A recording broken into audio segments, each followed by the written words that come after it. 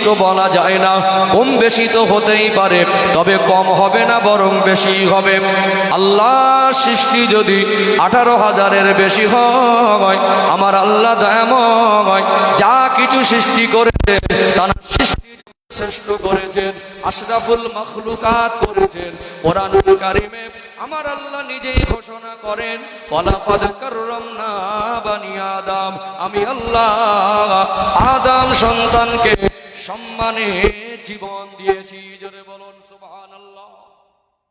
আমরা বললাম সৃষ্টি জগতের মধ্যে একদম পাট পাট করে একে স্পষ্ট করে ধাপে ধাপে আগে বলবো ইনশাআল্লাহ। শুনেছেন আল্লাহ একটা সৃষ্টি আছে ফারিস্তা, ফারিস্তাদের থেকেও মানুষ শ্রেষ্ঠ। কথা বুঝতে পারছেন? মানুষ জাতিকে আল্লাহ সৃষ্টির শ্রেষ্ঠ করেছেন। কেমন শ্রেষ্ঠ করেছেন কয়েকটা বৈশিষ্ট্য একটু তুলে ধরি। আমার আলোচনা যারা শোনেন, ফলো করেন, জানেন আমি মেপে কথা বলা মানুষ, এটা ধোকা দেবার জায়গা না, সময়টা আমার কাছে আমানত। ও ভাইজানেরা, সোনার মানিক যুবকেরা, আব্বারা মায়েরা, আল্লাহ যে মানুষ জাতিকে যেহেন বিবেক বুদ্ধি দিয়েছেন, এই বুদ্ধির কোয়ালিটিটার ভিতরে স্পেশালিটি আছে। আল্লাহ পাক আমাদেরকে যে ক্যাটাগরি, যে কোয়ালিটির বিবেক বুদ্ধি দিয়েছেন, আল্লাহর মাখলুকের ভিতরে আমার আল্লাহ অন্য কারোর ভিতরে এই ক্যাটাগরির বিবেক বুদ্ধি দেয় নাই। খুব ভালো করে খেয়াল করুন, দুনিয়াতে আমরা মানুষ, আমরা দুনিয়াতে আল্লাহর কত সৃষ্টিজীবকে বিচরণ করতে দেখে, দুনিয়ায় কত সৃষ্টিজীবকে আমরা দুনিয়ায় আমাদের চোখের সামনে দেখি। বলুন তো দেখি, মানুষ ব্যতীত একটা মানুষকে কি মানুষ ব্যতীত দুনিয়ার কোন জীবজন্তুর প্রাণীকে কি দেখেছেন তারা দুনিয়ায় নতুন নতুন কিছু আবিষ্কার করছে? দেখেছেন?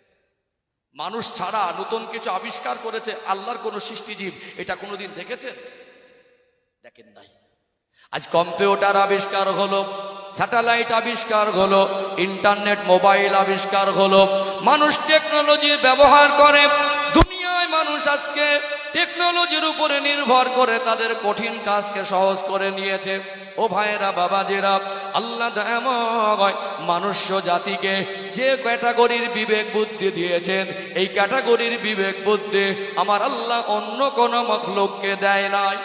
চলুন আর একটা পয়েন্ট তুলে ধরে, দুনিয়াতে আমরা মানুষ, আল্লাহ দয়াময় আমাদের বিবেক বুদ্ধিকে এমন ভাবে দিয়েছেন, এমন ক্যাটাগরির বিবেক বুদ্ধি আল্লাহ আমাদের দান করেছেন, আমরা নিজেরা পোশাক বানিয়ে আমরা আমাদের ইজ্জত আবরুকে হেফাজত করতে পারি। মানুষ ব্যতীত একটা প্রাণীকে কি দেখাতে পারবেন? ওই প্রাণীটা তারা নিজেরা পোশাক বানিয়ে তাদের ইজ্জত আবরু হেফাজত করছে।